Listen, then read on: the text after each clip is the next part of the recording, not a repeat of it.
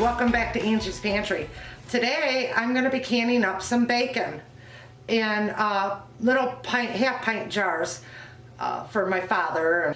So how I'm going to do this? Well, I'm going to cut it up, par cook it, pack my jars, and then put it in a pressure canner. Well, you know what? Let me just bring you in closer so you can see how I'm doing this.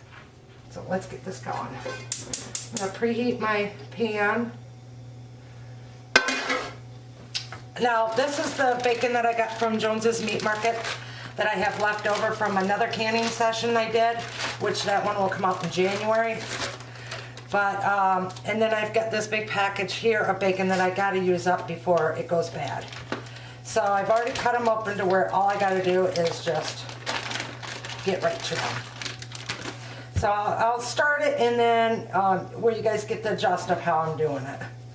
So I just cut them in slices, throw them in there. It's just taking some of the fats out of the bacon.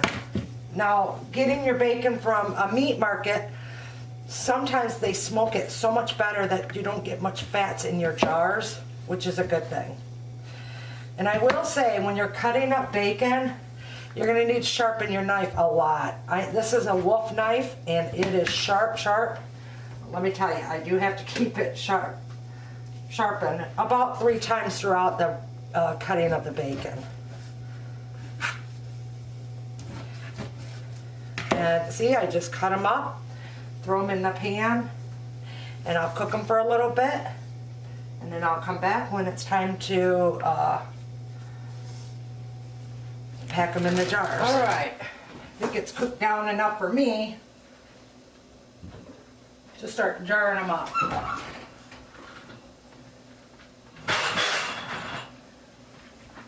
I got my jars heated up in the oven on a cookie sheet.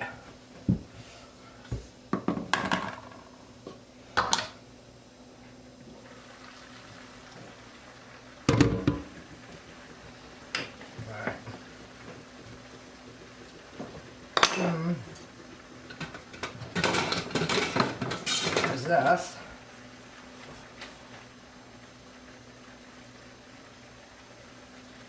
Get that fat off there. And I'm going to pack these jars. As packed as I can get it.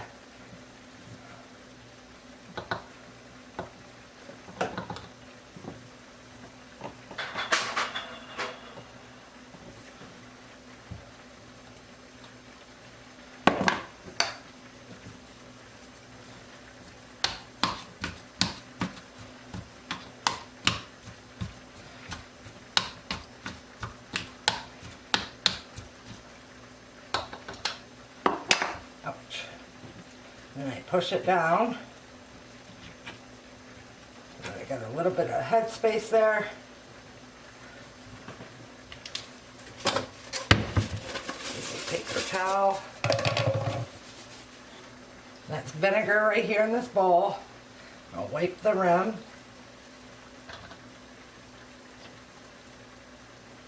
Try to keep the bacon in where it belongs.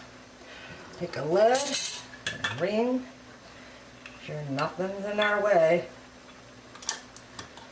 Ouch, ouch, ouch, ouch. It's hot. Tighten it down, not too tight. Finger tight. And that's my first jar. And that will go in the canner, and I'll repeat until I get them all done. Alright, I'll be back when I get the canner set up. So that's what it looks like inside. And these are water bottles, or water. I just filled it up so the jars didn't slide all over hell. Okay, with the All-American, there is no rubber gasket. So what I do is I take olive oil on a paper towel, and I go through, and I wipe down that rim really good. Take this part and I look and make sure I can see through the hole.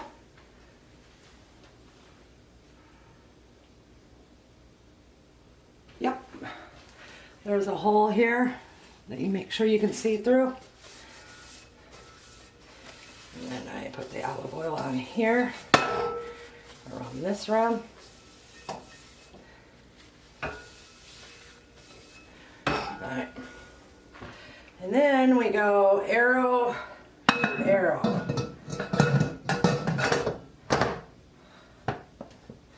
Just like so.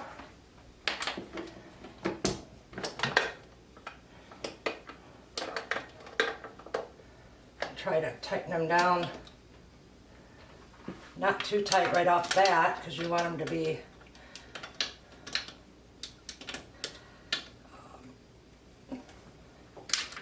so that it's all the way around.